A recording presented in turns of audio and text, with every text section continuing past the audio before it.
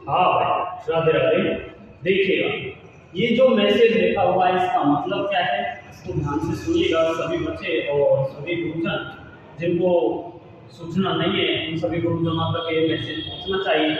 क्या लिखा हुआ है साथियों, आप सभी से निवेदन है कि चारों मेल आईडी पर यह एप्लीकेशन प्रिंट निकल कर अपना नाम, स्कूल का एड्रेस लिखकर स्कैन करके अपलोड करें, साथ ही टेक्स्ट फॉर्म में भी उसी मेल में भेजें। ये मेल दिए हुए आगे लिखा हुआ है, इस वाले पॉइंट को देखिए जरा ध्यान से। इसमें लिखा हुआ है एग्जामिनेशन एप्लीकेशन को बोनस मार्क्स 2024 एग्जाम पेपर। इसका ये डॉक फॉर्म दे रखा है पीडीएफ। हम तुम्हें ये पीडीएफ जिन टीचर के पास अवेलेबल नहीं, बच्चों के हित में ये कार्य है, तो जिनके पास ये अवेलेबल नहीं है हमें व्हाट्सएप मैसेज कर दें, हम आपको फॉरवर्ड कर देंगे। इसमें 4 विषयों में आपत्ति है। जो 12वीं क्लास का 9 तारीख को एग्जाम हुआ था, बोर्ड एग्जाम फिजिक्स का, उसमें 4 क्वेश्चन ऑब्जेक्शनेबल है। तो ये हर टीचर का दायित्व बनता है, जो फिजिक्स वाला है, जो फिजिक्स का टीचर है, कि इनको आगे फॉरवर्ड करें। ठीक है, इसको ज्यादा से ज्यादा शेयर करें। मैं तुम्हें बताता हूँ उनसे हमारे पास 4 क्वेश्चन हैं, उन पर जरा ध्यान दीजिए और बच्चों के में ये कार्य कीजिए। ठीक है, जैसे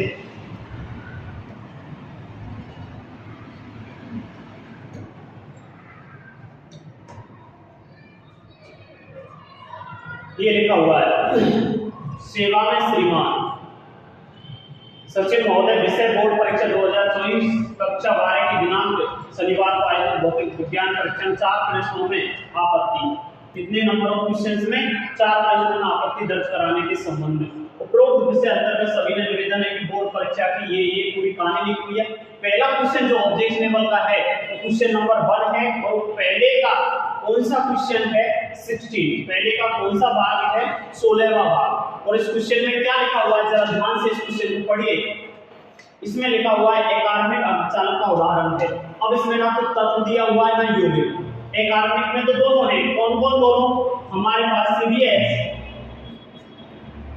और जी जर्मेनियम, दोनों एकार्मिक। अब इन्होंने जो इंग्लिश में दे रखा है, ये इतने पेज पर दे रखा है, आरबीएससी की इंग्लिश मीडियम की लास्ट ईयर तुम चुप हो गए उस पर, क्योंकि इंग्लिश को वैलिड मानता है, इसलिए हम इंग्लिश की चर्चा कर रहे हैं। तो 468 पेज नंबर पर दे रखा है सीडीएस जीएस ये है, लेकिन इसके आगे जो लिख रखा है वो लिख रखा है यौगिक। क्या लिख रखा है इसके आगे? यौगिक इंक्लूड कर रखा है, और यहाँ क्वेश्चन में यौगिक इंक्लूड नहीं है। ये दोनों ऑप्शन होने चाहिए या तो सही, तो ये करेक्शन है, ऑब्जेक्शन। ठीक है, अगला क्वेश्चन नेक्स्ट देखिएगा। तो इसलिए बच्चों के हित के लिए कार्य कीजिएगा तो बेहतर रहेगा।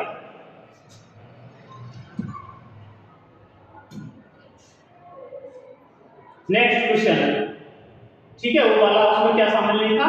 यौगिक शामिल नहीं था, इसलिए हम ये बात कर रहे हैं। किसी को यदि थोड़ा नहीं दिख रहा तो ये देखिए। और क्वेश्चन नंबर 2, ये क्या है? ब्लैंक। कौन सा? छठा वाला। कौन सा वाला? छठा, वो 8वां, नोट छठा 8वां क्वेश्चन। क्या कह रहा है? आरबीएससी की इंग्लिश मीडियम की लास्ट ईयर की जो है उसने पेज पर एक शब्द हटा दिया हुआ है। सीबीएसई और आरबीएससी दोनों ने हटा दिया है इसको, तो ये सूत्र हटा दिया। विद्यार्थी से कैसे स्टडी करेगा? हालांकि अपन ने तो काम करा है, सूत्र लिखाया है, सब कुछ करा है, लेकिन बच्चों के लिए जो बोर्ड ने बोला है कि हमने हटा दिया, तो क्यों दिया? हाँ, ये क्वेश्चन नंबर है तुम्हारा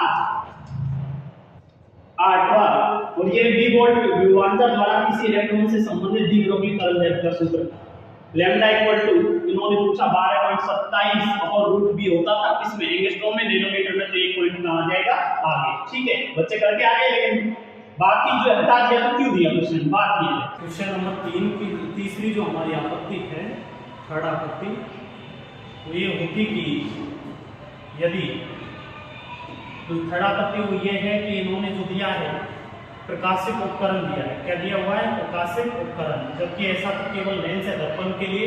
ऑप्शन ए जो सही है, किसके लिए होता है? वास्तविक और उल्टा, दर्पण या लेंस के लिए, क्योंकि सूक्ष्मदर्शी में तो दोनों आते हैं, सरल सूक्ष्मदर्शी और संयुक्त सूक्ष्मदर्शी। और सरल सूक्ष्मदर्शी की अवलोकन क्षमता नेगेटिव होती है, बात सही है, लेकिन अब दूसरा प्रकाशिक उपकरण कौन है? संयुक्त सूक्ष्मदर्शी।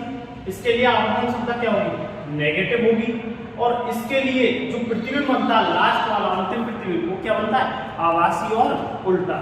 उसके हिसाब से इसका कौन सा ऑप्शन सही होना चाहिए? डी। अर्थात इस क्वेश्चन के कौन से दोनों आंसर होने चाहिए? ए और डी। इसलिए ये भी किसमें है, बोनस में यानी ऑब्जेक्शन में है। और क्वेश्चन नंबर एक और है हमारे पास, ये है 14, पहले का 14, फर्स्ट का 14 पार्ट। इसमें क्या दिया हुआ है, हाइड्रोजन परमाणु में किसी इलेक्ट्रॉन की पहली उत्तेजित अवस्था में आवश्यक उत्तेजन ऊर्जा का मान, हिंदी में। अब इंग्लिश ट्रांसलेशन पढ़ो इसका, the value of excitation energy required to bring an electron to the first excited state in hydrogen atom there from. इसमें ऐसे कुछ क्लियरिफिकेशन नहीं दे रखा, क्या नहीं दे रखा, इसमें कुछ इस तरीके से एक्सप्लेनेशन नहीं कर रखा, ठीक है। तो उसके लिए हमारे पास जो ये है आपत्ति में तुम्हें अभी बता देता हूँ, देखिएगा ध्यान से।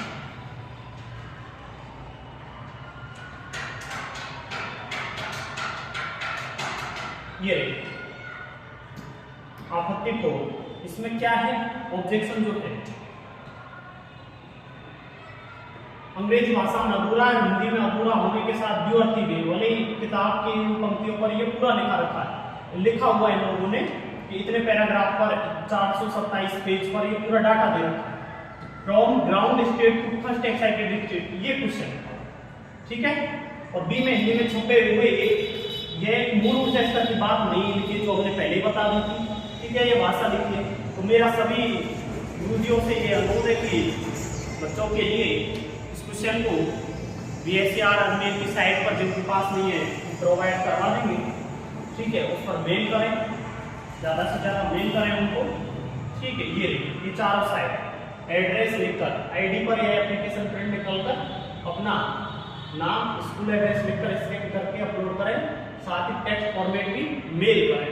ये सब इन वेबसाइट पर ddexamfirst@gmail.com, BSCR cnf2018@gmail.com, SCCY.DOSCR@nic.in और BSCR ajmer@gmail.com, इन पर करें।